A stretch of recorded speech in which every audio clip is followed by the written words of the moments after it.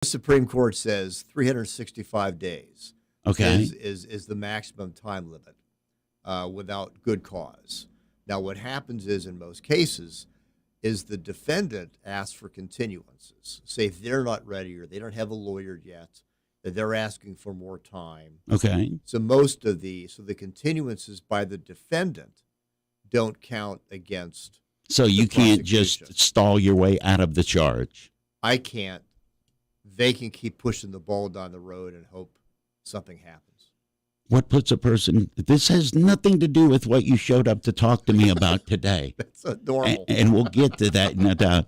David Lozier is my guest. If you've got questions for David, I suspect they'll be much more relevant than what I've thrown out so far. You can call, you can follow this on Facebook. This is being live Facebook streamed right now. That's not why you showed up. That's right. The reason you showed up is because of something that you've been involved in the last couple of weeks, in addition to signing your name so many times. Right. You've been going around and you've been talking to people, and this is about school safety. Yes.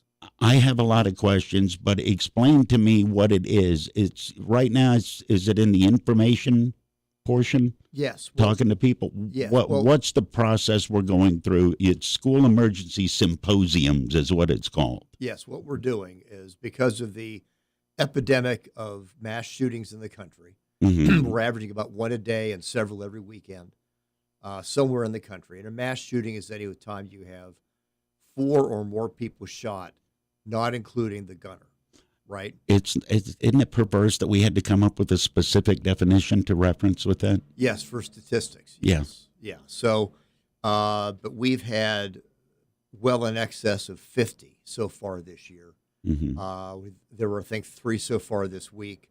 So what we're doing is, because the public is very anxious about these things, especially the school incidents like the one at Uvalde, Texas, Parkland, Florida. What we've done is we've been working very closely with the schools for the last 3 years to make sure that we are prepared, they're prepared, and we properly intervene, identify students who might be part of the problem.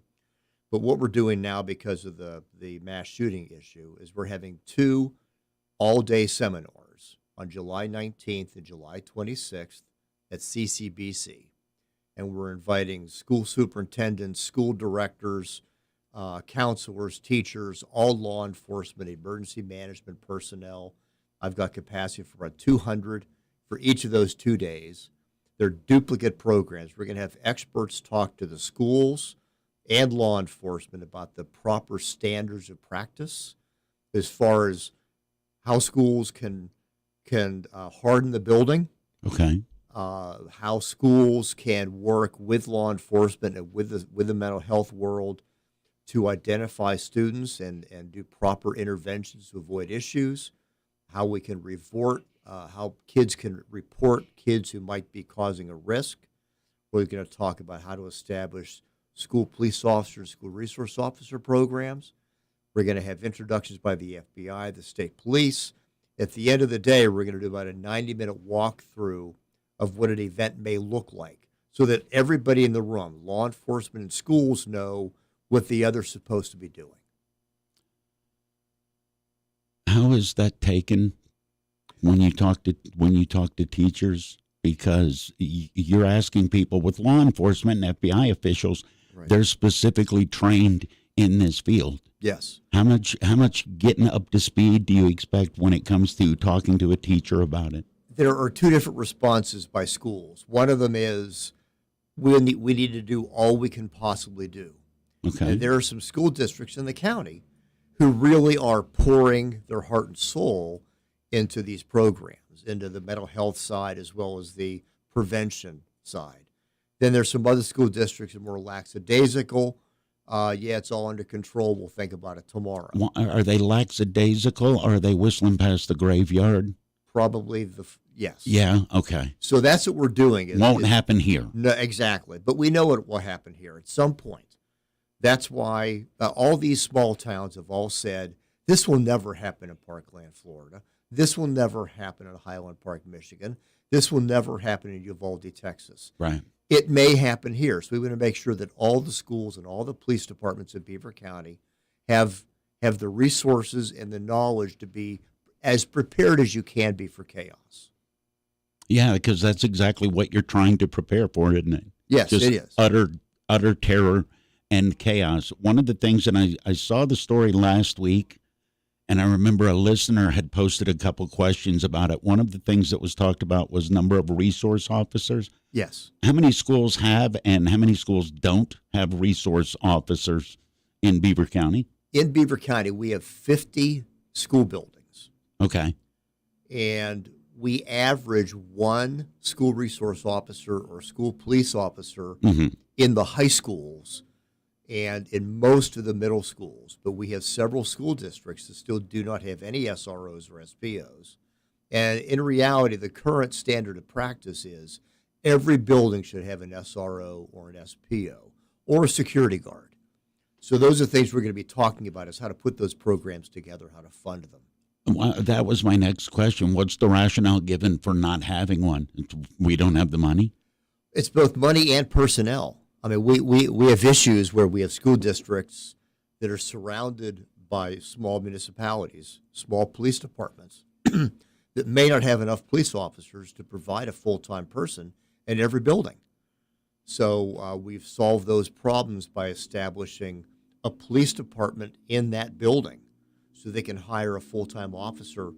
The school district can hire a full-time officer on their own. Beaver Falls did that with Big Beaver Elementary School. Okay. They hired their own full-time officer. They did the same thing at Riverside, because Riverside is in several small municipalities. Well, they're large municipalities, but with very small police departments. So they have their own full-time officer. Southside has their own full-time officer and several security guards. Same thing. They're surrounded by municipalities with no police or very few police. So we solved the problem based on the needs of the school districts. How difficult is it to solve problems like this? Because I don't want to say fracture in terms of not getting along, but there are so many moving parts, and the municipalities and townships and city plan this, and how much does that make it more difficult, or does that provide you more pieces to put the puzzle together? It is harder to put together because keep in mind that every municipality in Pennsylvania is completely independent. That's the nature of our Commonwealth system. So a school district's got to negotiate with the municipalities that it serves and maybe multiple police departments that it serves, maybe the state police. There are a lot of moving pieces, but I think because of what's been going on for the last 3 years since Parkland, more and more school districts are acknowledging the need, have somebody in the building. Now, an SRO, a school resource officer, Right. He's not just a security guard, right? In reality, that a good SRO or SPO is the best eyes and ears you can have for the student body. They get to know the students get to know them. They hear things. Kids talk to an SRO that in ways they may not talk to a teacher. They're an excellent resource for the school, and especially for tracking kids who may be at risk, because the officer can help identify them and help deal with those kids. Every kid can be reached in a different way. So they're a wonderful resource, not just a blue uniform at the front door. What is the argument against that? Aside from how we going to make the pay the person, what's the argument against that? There are some school districts, primarily in liberal areas, not so much southwestern Pennsylvania, Okay. which don't want any police in a building because they don't want the kids to be intimidated by a police officer. In reality, I think when a 6-year-old goes to school and a police officer tells them they're safe, I think that's better for the child. It's better for the parent. It's better for the community. Have an officer there. It's a solid reassurance that the school is taking the steps that they can. Don't you always benefit from the humanizing factor? Exactly. If the first time I deal with law enforcement isn't me being in trouble, I'm probably going to be more open to having at least a respectable, decent relationship with law enforcement. That's exactly right. We have an organization in Beaver County called BECLEC, Beaver County Citizens and Law Enforcement, BECLEC. Okay. And what we do is a combination of community leaders and law enforcement leaders. and we work together to establish events where students and citizens can meet law enforcement in a non-threatening, non-criminal environment for that very purpose. Humanize both sides. Somebody did one not too long ago, and I think they called it Donuts with Cops. Yes. That's absolutely brilliant, because that humanizes the other person. Yes. Sitting there having a conversation. We've had Donuts with Cops. Yeah. We've had Coffee with Cops. Mm-hmm. We have an event every year which we put on kind of like a Santa Claus. Okay. Where the police get together, the police serve a Christmas dinner, and all the kids get presents, and there's a Santa Claus in a police uniform. And again, you're just trying to humanize both sides. Yeah. Police also need reminded that there are normal people out there, because sometimes they deal with that 5% of idiots, and they need reminded. That was my next question. Nobody that I can ever think in my life, David, when they had to call the cops, it was because something cool was happening. Right. Okay? So, and that's an issue for law enforcement too, isn't it? To Yes. recognize that, to be put in a position where you're showing up in an event and no one's screaming or yelling or shot or hurt. That's community policing at its best. Yeah. Yes. It's Teleforum. My name is Eddy Crow. With me is the district attorney for Beaver County, David Lozier.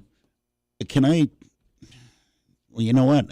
I want to take a break and take care of news. Is it okay? Can we talk about guns? Sure. Because that's the one centerpiece for all of these different discussions that we talked about between hardening security for schools and mental health. You know way more about it than me. Every day you deal with it. I want to get your thoughts. David Lozier is my guest. News is next. It's Teleforum on Beaver County Radio. Your community, your radio stations, originating from the St. Barnabas Control Studio in Beaver County. 1230 WBVP Beaver Falls and 1460 WMBA Ambridge. This is Jim Riggio, General Manager of the Beaver Falls Municipal Authority. From now through the end of July, we will do routine maintenance flushing of the entire water distribution system. This flushing is standard operating procedure for public water supply systems. In fact, it is a requirement of our operating permit from the PADEP. During this flushing period, we will be using chlorine as our primary disinfectant instead of chloramines that we are currently using. During this flushing period, our customers may experience discolored water and or a noticeable odor of chlorine. Please be aware that these are all normal conditions and nothing is wrong with the water.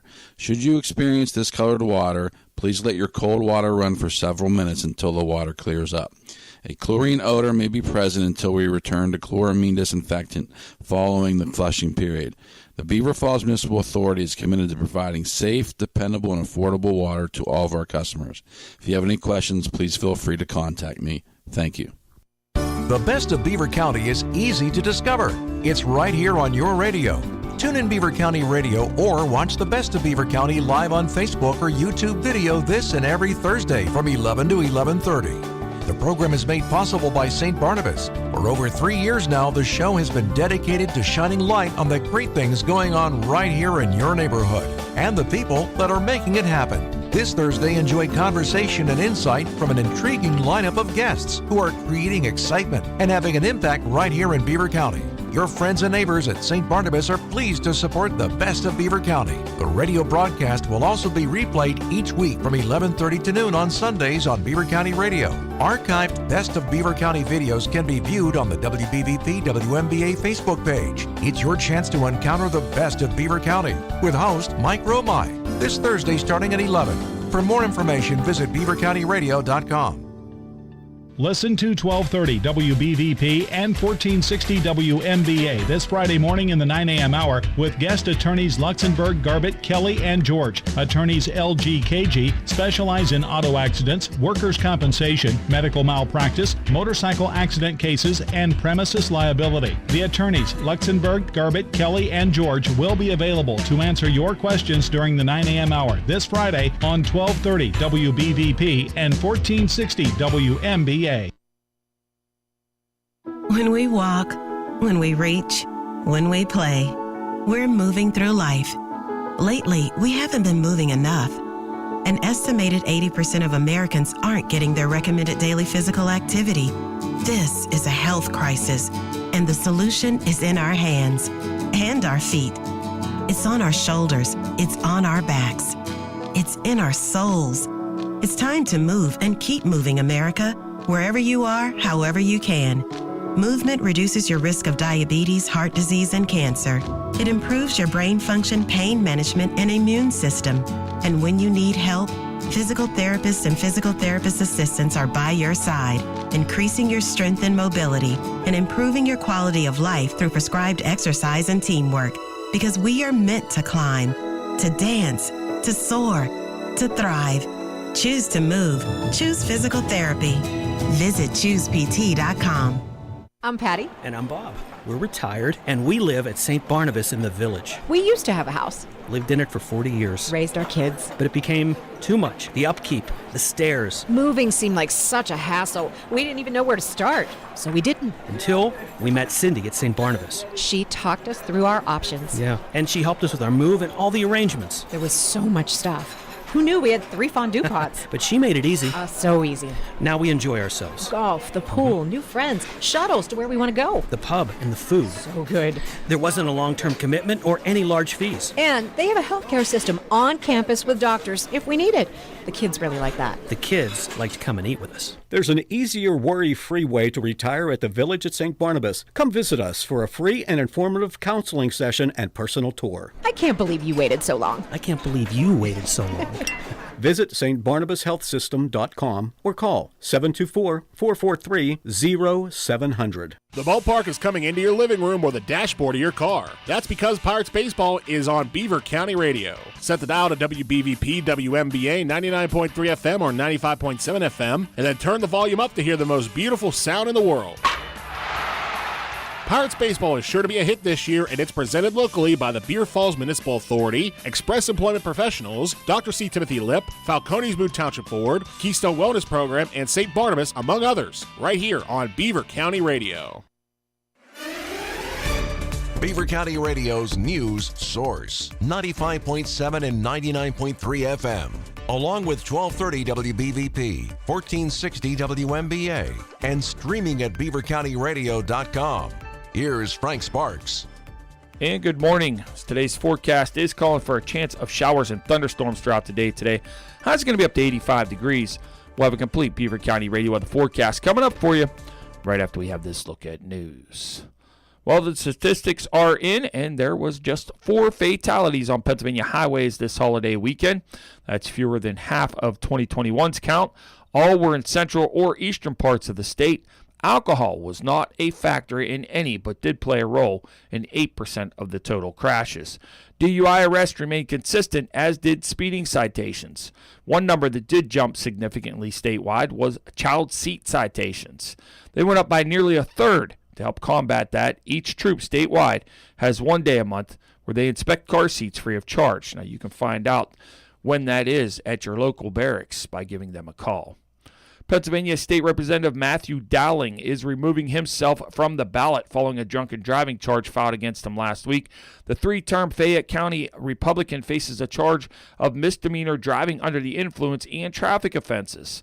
A spokeswoman for the Department of State says Republicans have until August the 25th to nominate a substitute to run against the Democratic candidate, Richard Ringer. Dowling's blood alcohol content was found to be 0.27%, which is more than 3 times the legal limit for driving in the state of Pennsylvania. Dowling said he entered a voluntary month-long treatment program in a Pennsylvania rehabilitation facility the day after the accident occurred. PennDOT is announcing lane restrictions on westbound Business Loop 376 in Moon Township that will occur today through Friday, weather permitting. Slide repair work will require a lane restriction westbound from 7 a.m. till 5 p.m. each day. The restriction will be located between the eastbound, which is I-376 inbound the Parkway West ramp, to westbound Business Loop 376, which is exit 57 and Ewing Road. Lindy Paving is the prime contractor on this $6.09 million project, which includes milling and paving, shoulder and base repairs, drainage improvements, guide rail upgrades, signage and pavement marking installation, and other miscellaneous construction activities. The overall project will conclude sometime this fall. Legendary guitarist Carlos Santana has postponed his concert that was scheduled for tonight at Star Lake in Burgettstown after he collapsed on stage after performing for about an hour during a show in Michigan last night. Santana's manager says Santana suffered from heat exhaustion and dehydration. He was taken to a nearby hospital for observation. And according to his manager, he is doing well at this time. A rescheduled date for the show at Star Lake has not been announced, and updates will come from Live Nation.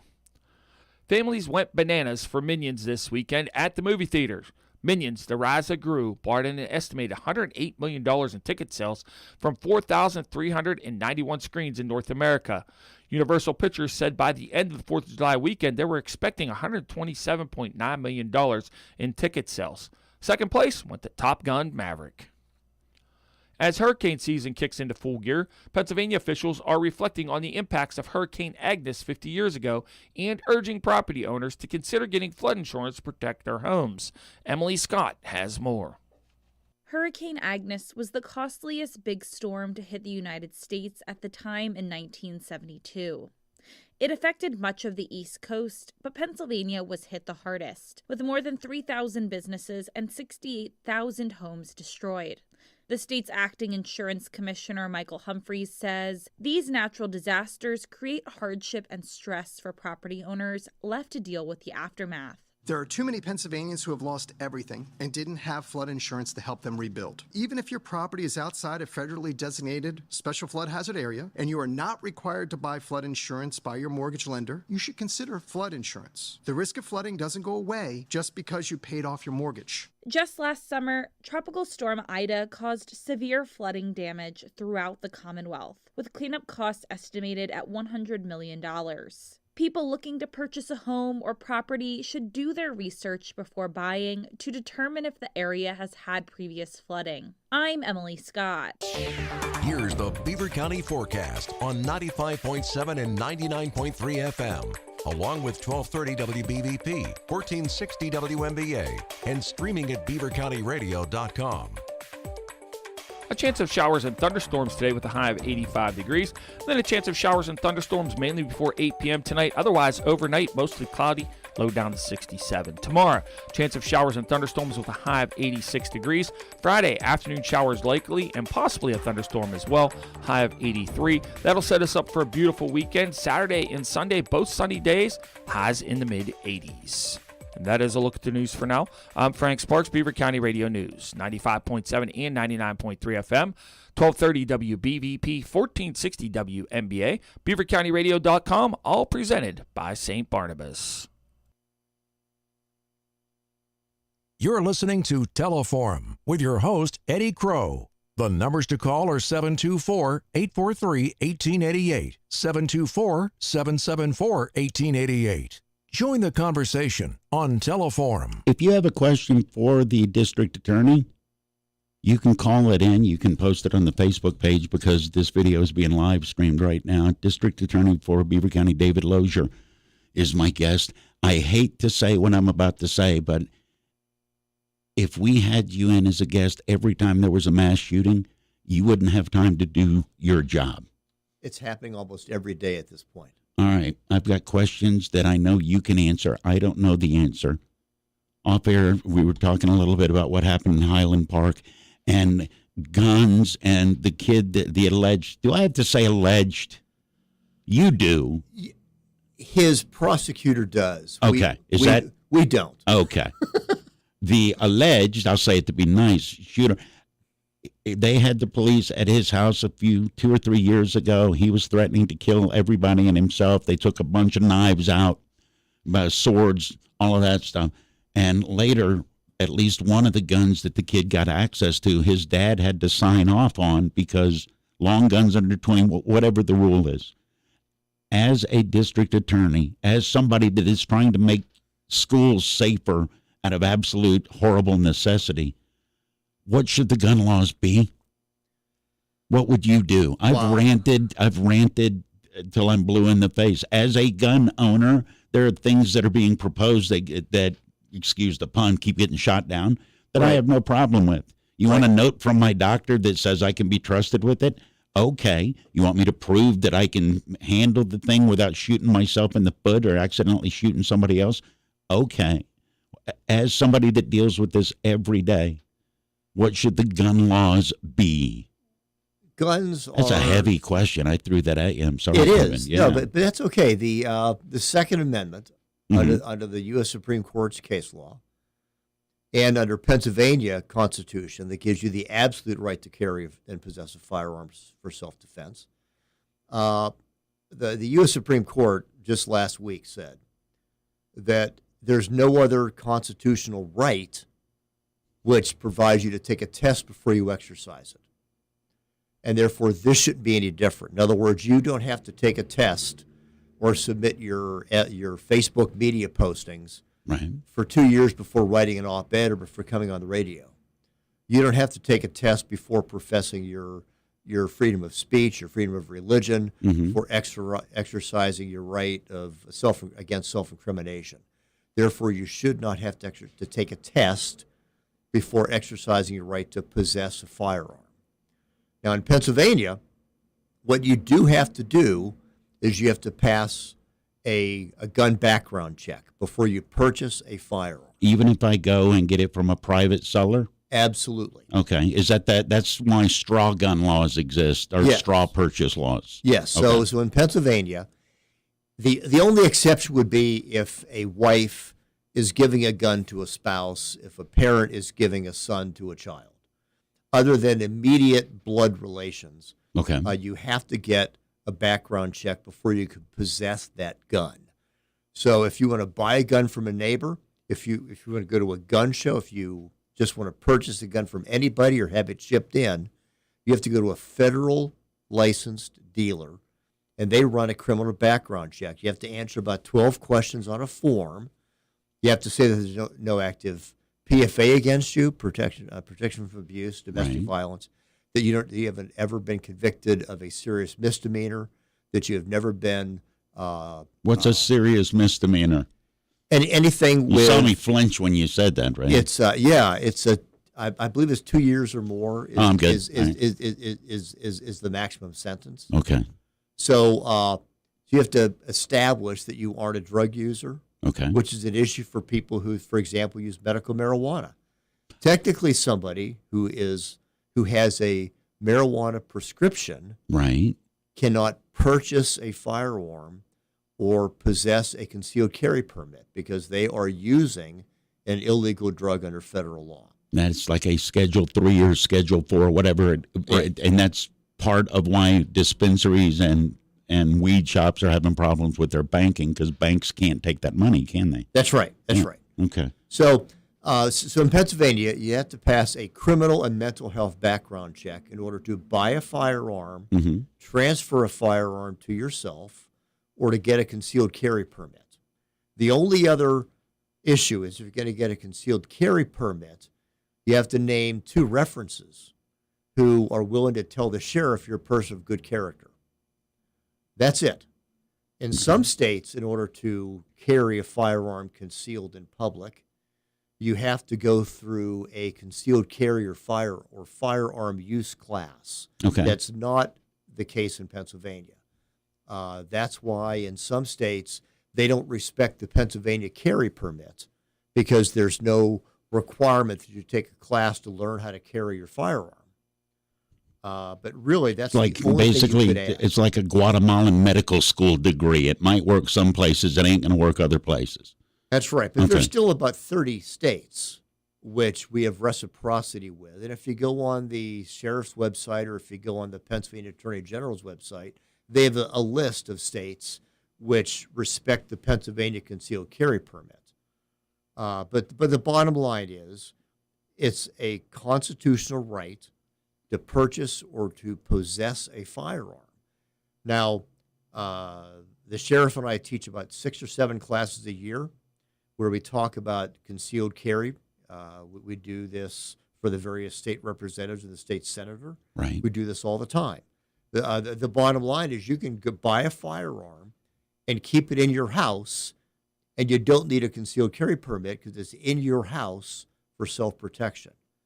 But if you're going to carry it outside in a purse or under your jacket or in a car, then you have to have a carry permit. What was the rule? And I think you and I talked about this, or maybe it was the Sheriff Tony guy.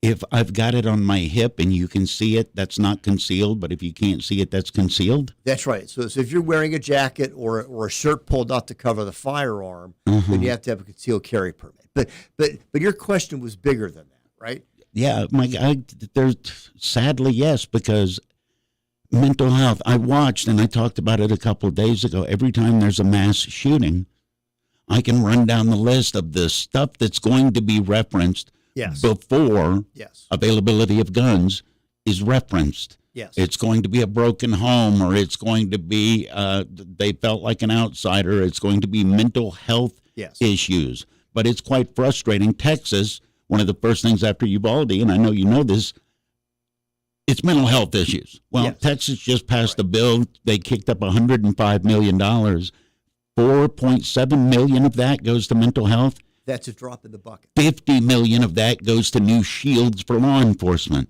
Right. Yeah, we really need to take better steps to provide treatment. This is an issue which is involved in these classes that we're giving, this symposium. This is what the school resource officers can be wonderfully helpful with, right? Yes. What we do is every school in Pennsylvania, every middle school, high school, has a students assistance program, which identifies kids which have gone through emotional trauma, which have had a learning issue, an emotional issue, a mental health issue, a run-in with juvenile protection services. Heavy stuff. Yeah. And they have this team that works with these students and their families to make sure that the students get the schooling and the resources they need.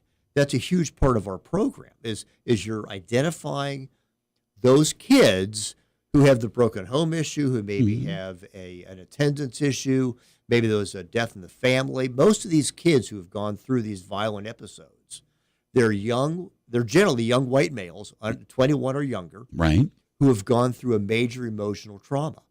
So our goal is to identify these kids and get them the resources they need to prevent these issues from happening.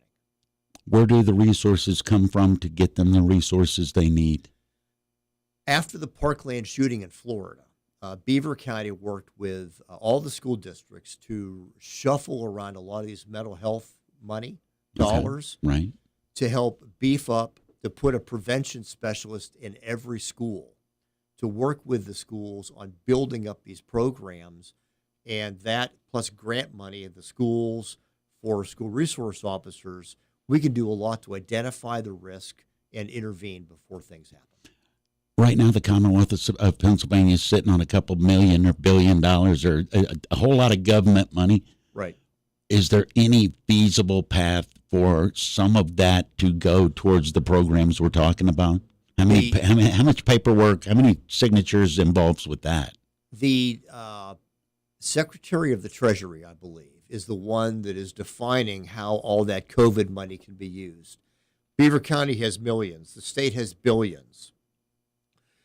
The Secretary of the Treasury can go through and expand or change those spending requirements, can extend deadlines.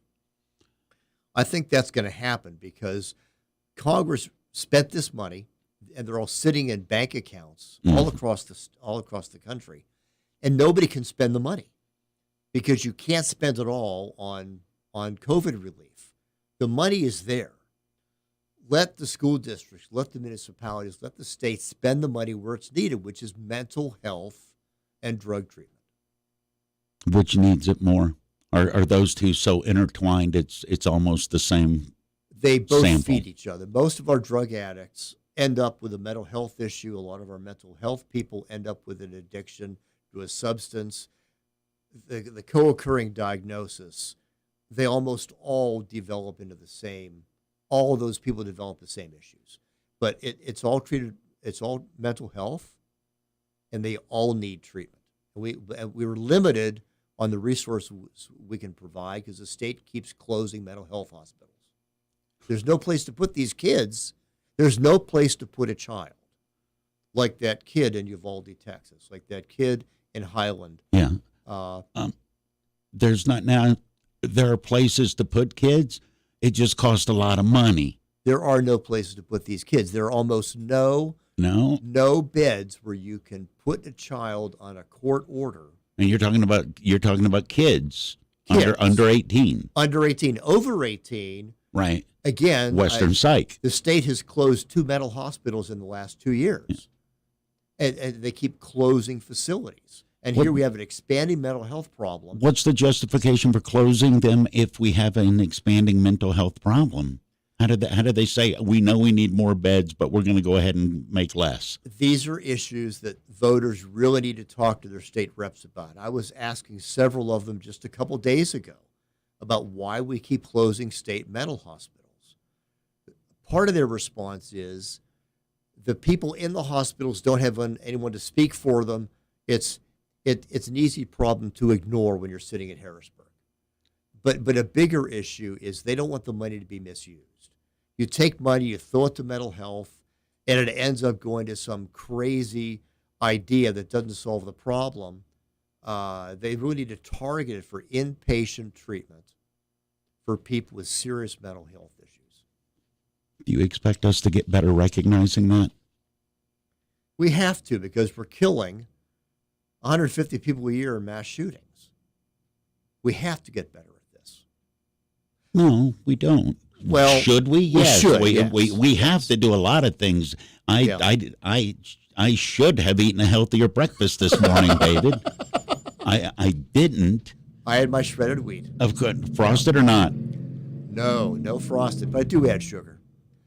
So why? Never mind. I know go it's ahead. crazy. So let me go back to the reason I'm here. Okay. Which is we're doing 2 all-day seminars. About symposiums, what we're talking about right now. About school safety, mental health issues, and security issues in schools on July 19th and July 26th at CCBC from 8:30 in the morning to 4:30 in the afternoon.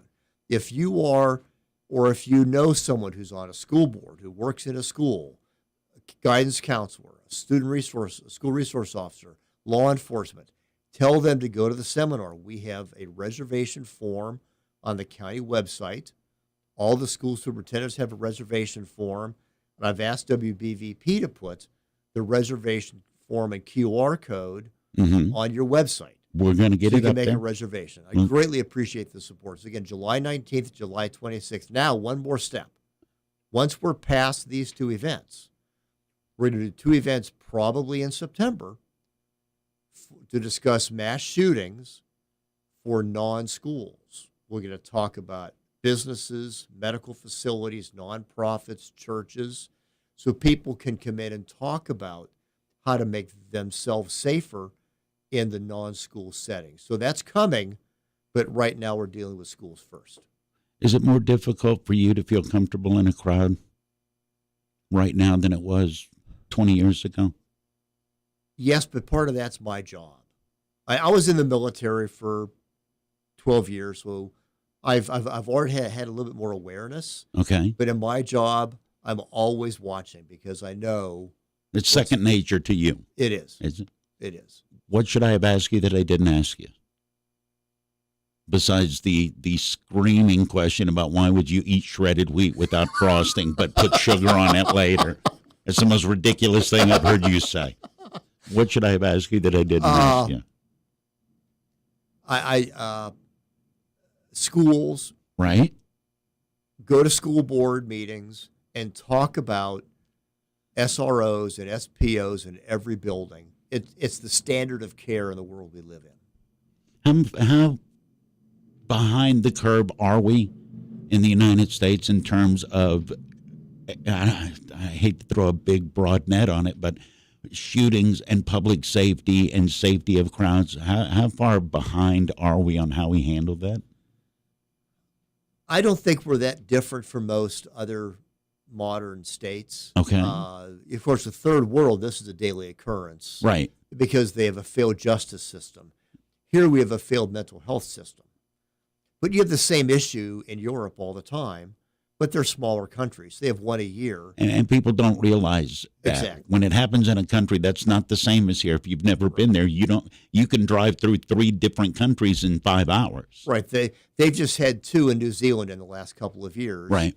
And in a country that size, that works out to a similar ratio to ours. We have more firearms because that's the nature of our country, the independence. But statistically, communities with more licensed firearms, more licensed firearm owners, generally have a lower crime rate. And the licensed arm user is not usually the problem here. These school shootings are the difference, where you have, white males under the age of 21 with a mental health issue. That's the aberration we need to treat as a society. Should there be any differentiation? You were talking about the Constitution earlier, and you don't have to take a test for a constitutional right, and I totally get that. Should there be any differentiation between what types of guns? Because here's the argument I hear. The Founding Fathers' guns could shoot 4 bullets a minute at best. Should there be a discussion about this kind of gun satisfies your constitutional right, this kind of gun, there should be a higher standard? I don't think you can define a firearm to the legal extent necessary. That was the failure in the assault weapons ban. You couldn't define an assault weapon because they just changed one widget on the firearm and it became legal. It didn't change anything. It didn't change any of the statistics. And you have parts of the country where these are used every day out in the world, hunting coyotes, whatever. I have many, many friends with an AR-15 in their closet. I've got a friend with 2. Yes. Yeah. Yes. And I have multiple firearms, and I enjoy shooting firearms, and it's a right for me to do so. It's always wonderful when you come in. Sir, it's a great I always get schooled up. I appreciate it. God bless you, sir. All right, I'm gonna let David go, and we're gonna get into a fist fight over breakfast cereal while the commercials play. Sometimes you find what you're willing to make a stand for. That's right. And unfrosted shredded wheat. That'll be my Waterloo. David Lozier is the district attorney for Beaver County. He's been my guest on Teleforum. By the way, it is Wednesday. Thank you. I'll let you slide on the frosting now. Thank you. I appreciate the help. Take care. You don't have to have had an accident, suffered a sports injury, or undergone surgery to take advantage of the benefits of physical therapy from Dale Reckless at MRS Physical Therapy. At a recent live broadcast at MRS Physical Therapy in Bridgewater, Dale Reckless talked about treatment for the common foot pain condition, plantar fasciitis. Plantar fasciitis is a pretty common thing, and I tell my patients, don't wait to come and get some treatment for it. The longer you wait, the more chronic it becomes, and we'll still fix it, it'll just take longer. If you come to see me when you're first getting the symptoms, then I can take care of it a lot quicker. What I do with plantar fasciitis is we give some stretches to do. I do a lot of hands-on exercise, and then I also do an evaluation of how they walk and how they stand. They need the hands-on work that I do to help cure the plantar fasciitis. If you need physical therapy for any reason, choose the place that your friends and neighbors do. MRS Physical Therapy in Bridgewater and Cranberry Physical Therapy in Cranberry. Visit mrsphysicaltherapy.com. The best of Beaver County is easy to discover. It's right here on your radio. Tune in Beaver County Radio or watch the best of Beaver County live on Facebook or YouTube video this and every Thursday from 11 to 11:30. The program is made possible by St. Barnabas. For over 3 years now, the show has been dedicated to shining light on the great things going on right here in your neighborhood and the people that are making it happen. This Thursday, enjoy conversation and insight from an intriguing lineup of guests who are creating excitement and having an impact right here in Beaver County. Your friends and neighbors at St. Barnabas are pleased to support the best of Beaver County.